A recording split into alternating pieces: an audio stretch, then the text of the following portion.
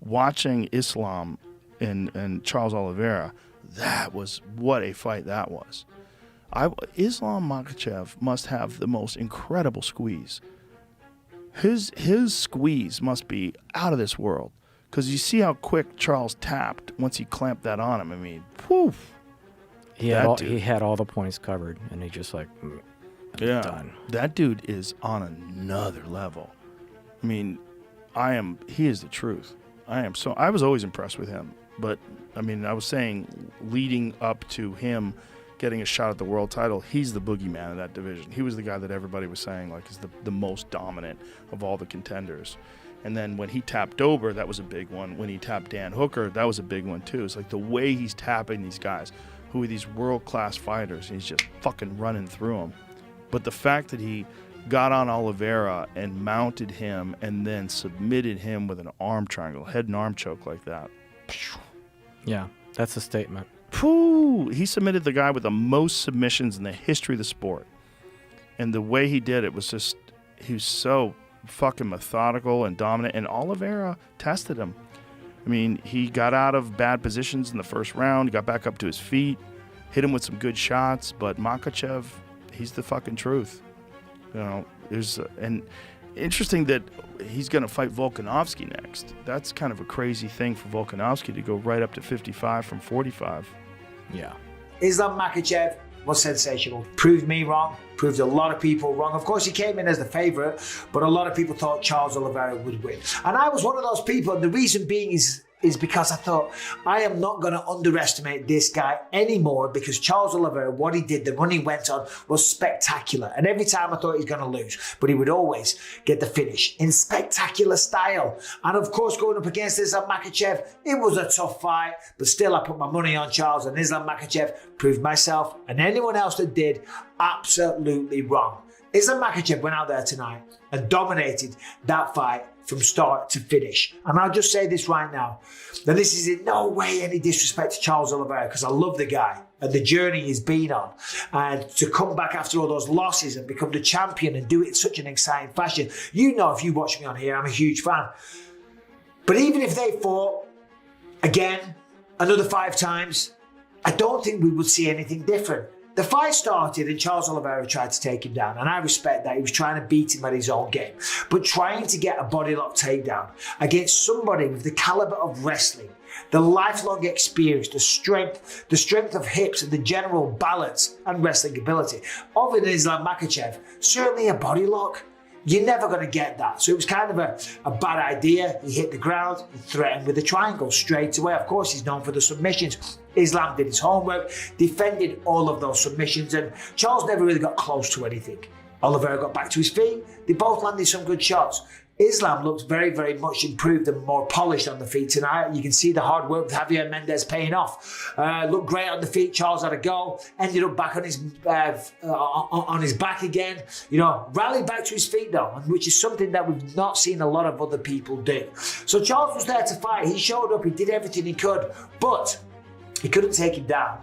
He couldn't stop the takedowns. He couldn't submit him, and he couldn't finish him on the feet. So I don't know if you saw that fight again, what could Charles Oliveira do different? That's because the rightful champion right now is Islam Makhachev. Did you see the Sugar Sean fight? Yes, I did. Yeah.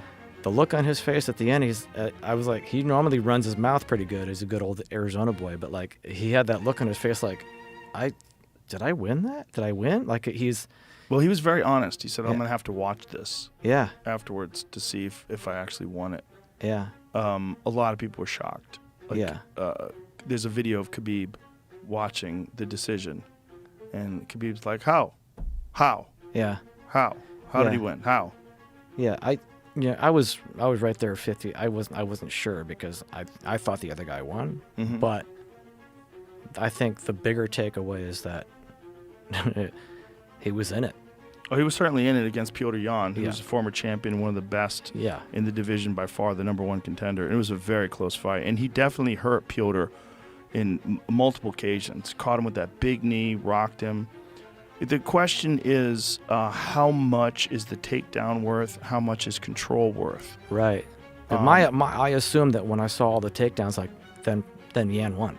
because there's a lot of takedowns. Yeah, but takedowns without damage. It's like, what is that I mean, and I'm not denying that I thought Petr Yan won, because I did think he won at the end of it. But takedowns without damage versus stand-up with damage, because Sugar landed more strikes standing and had big moments. Yan had some big moments too, one big left hand that rocked him.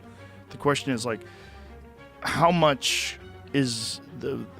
valuable are those takedowns, and how valuable is that top game and that control? And that's way out of my, The problem, there's Right. several problems, but one of the problems is that I feel, and I've said this ad nauseum, that I feel that we're very limited by this 10-9, this 10-point must scoring system.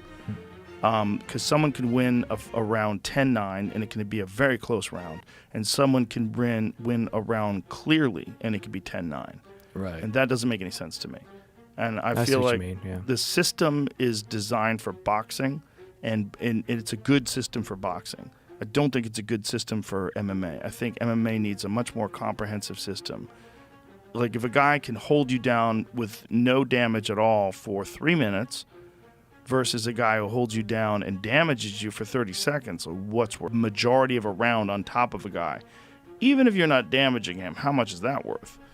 How much is a leg? I think we need a much more comprehensive system. It's not 10-point must. I don't think that's the right system for MMA. I think it should be a completely different system. We just sort of adopted the boxing system. So, like, the first round of Aljamain Sterling and TJ Dillashaw, I mean, that is a fucking dominant round. Like, what is that? Is it a 10-7? Is it a 10-6? I mean, that's an all Aljamain round. He beat the shit out of TJ Dillashaw. Took him down, dominated him, took his back, beat the fuck out of him. Like, what's that? How do you score that round? And how could that be better scored with a better system? Right. I think there's definitely room. It was definitely one. I feel like that UFC was probably my top 5 UFCs ever. It was amazing. It was We really watched it. good. Jamie hooked it up from my iPad to a television through an HDMI connection in the O2 Arena. We were in London. We just did the show. We had no idea what happened, luckily.